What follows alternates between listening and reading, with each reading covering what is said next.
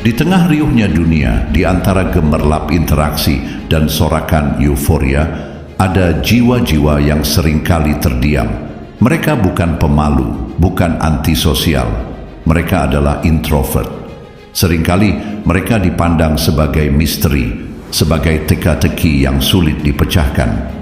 Masyarakat dengan kecenderungannya pada ekstroversi seringkali gagal memahami kedalaman samudra yang tersembunyi di balik ketenangan mereka.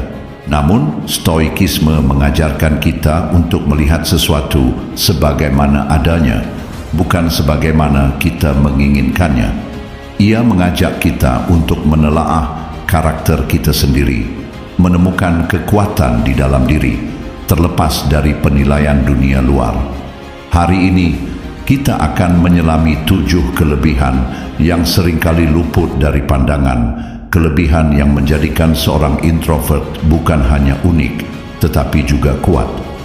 Ini adalah perjalanan untuk memahami bahwa ketenangan bukanlah kelemahan, melainkan sumber kekuatan yang mendalam. Stoikisme menggarisbawahi pentingnya pemeriksaan diri, prosoche. Bagi seorang introvert, ini adalah habitat alami mereka. Mereka menghabiskan waktu yang signifikan untuk menyelami pikiran mereka sendiri, menganalisis emosi, dan merenungkan makna kehidupan. Bayangkan seorang introvert yang sedang menghadapi masalah pekerjaan. Alih-alih langsung mencari solusi eksternal atau berdiskusi dengan banyak orang, ia akan menarik diri sejenak. Ia merenungkan akar masalahnya, menganalisis berbagai kemungkinan, dan mempertimbangkan konsekuensi dari setiap tindakan. Dalam keheningan itu, lahirlah pemahaman yang jernih, solusi yang terstruktur, dan keputusan yang matang. Ini bukanlah penundaan, melainkan investasi pada kualitas pemikiran. Ini adalah kelebihan yang jarang dipahami. Orang melihat ketenangan, namun tidak melihat badai ide dan analisis yang bergolak di dalam. Kedalaman refleksi ini memungkinkan mereka untuk tidak mudah terombang-ambing oleh opini eksternal, karena mereka telah membentuk fondasi pemikiran mereka sendiri. Mereka adalah arsitek batiniah bagi dunia mereka. Kita tidak dapat mengendalikan kejadian di luar diri kita, tetapi kita dapat mengendalikan reaksi kita terhadapnya, ujar Epictetus. Introvert, melalui kecenderungan mereka untuk menarik energi dari dalam, seringkali mengembangkan kemandirian mental yang luar biasa. Mereka tidak bergantung pada stimulasi eksternal untuk merasa lengkap atau bahagia. Di tengah kegagalan atau kekecewaan, seorang ekstrovert mungkin akan mencari dukungan dari teman, bercerita, atau mencari pengalihan. Seorang introvert, di sisi lain, cenderung memproses emosi mereka secara internal. Mereka mungkin menulis jurnal, bermeditasi, atau sekadar menghabiskan waktu sendiri untuk memulihkan kekuatan batin. Proses ini membangun ketahanan mental yang kokoh. Mereka belajar bahwa kebahagiaan dan ketenangan tidak berada di luar sana, melainkan bersemayam di dalam diri. Ini adalah kebebasan yang hakiki, terlepas dari validasi sosial. Stoikisme mengajarkan kita untuk menjaga perhatian kita. Prosoche, introvert unggul dalam hal ini. Mereka bukan pembicara yang dominan, tetapi pendengar yang ulung. Mereka memiliki kemampuan untuk menyerap informasi, memahami nuansa emosi, dan membaca isyarat nonverbal yang seringkali terlewatkan oleh orang lain.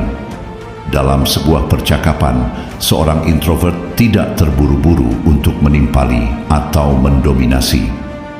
Mereka akan mendengarkan dengan saksama, membiarkan orang lain mengungkapkan seluruh pikiran dan perasaan mereka. Ini memungkinkan mereka untuk membangun pemahaman yang mendalam tentang lawan bicara. Ketika mereka berbicara, kata-kata mereka seringkali berbobot dan relevan karena didasari oleh pemahaman yang komprehensif. Persahabatan mereka seringkali lebih intim dan berarti karena mereka mampu menawarkan ruang aman bagi orang lain untuk benar-benar merasa didengar dan dipahami. Ini adalah bentuk empati yang tidak membutuhkan sorotan, tetapi menyentuh jiwa. Seneca pernah berkata, kita tidak akan pernah puas dengan apa yang kita miliki jika kita terus-menerus memikirkan apa yang tidak kita miliki. Introvert dengan kemampuannya untuk memblokir gangguan eksternal seringkali menunjukkan fokus yang luar biasa. Mereka dapat tenggelam dalam suatu tugas, mencapai tingkat konsentrasi yang memungkinkan mereka menghasilkan karya berkualitas tinggi. Seorang penulis introvert dapat menghabiskan berjam-jam dalam keheningan, menciptakan dunia baru dengan kata-kata. Seorang ilmuwan introvert mungkin bekerja tanpa lelah di laboratorium, menemukan terobosan yang mengubah dunia. Mereka tidak mencari interupsi, melainkan memeluk keheningan sebagai katalisator kreativitas dan produktivitas. Ini adalah kelebihan yang vital di dunia yang semakin hiruk-pikuk, di mana gangguan adalah raja. Kemampuan untuk menyelam ke dalam tugas adalah hadiah yang tak ternilai.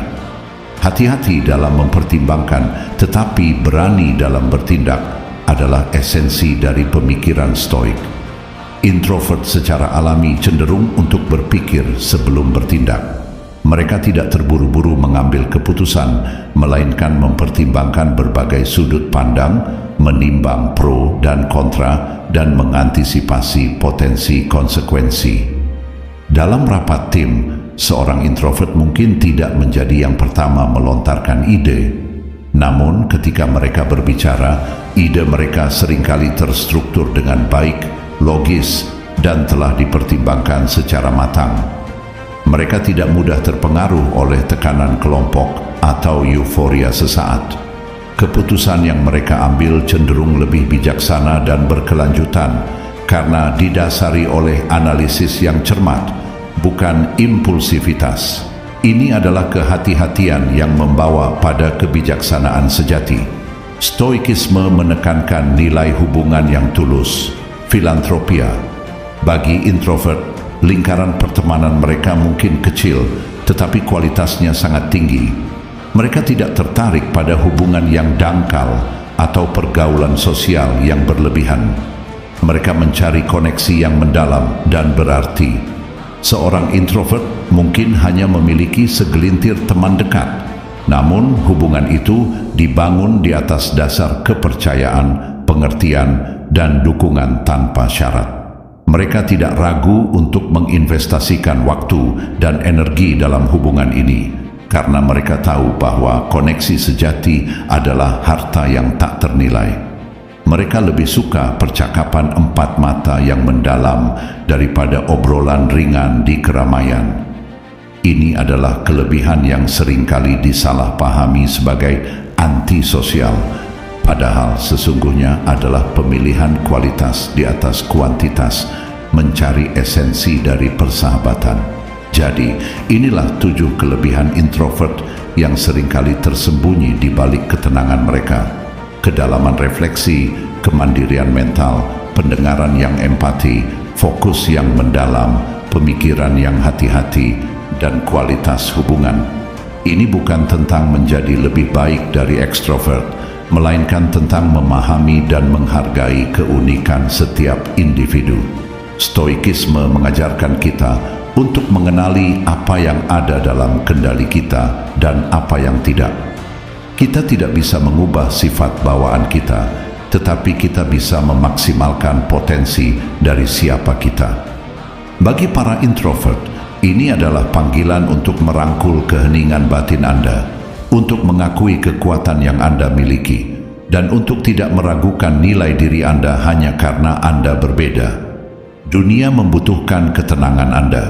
Dunia membutuhkan kedalaman Anda. Dunia membutuhkan Anda. Ingatlah bahwa dalam keheningan seringkali tersembunyi kekuatan yang paling besar, dan dalam ketenangan seringkali ditemukan kebijaksanaan yang paling agung. Jadilah diri Anda, karena dalam diri Anda terdapat samudra kelebihan yang tak terbatas.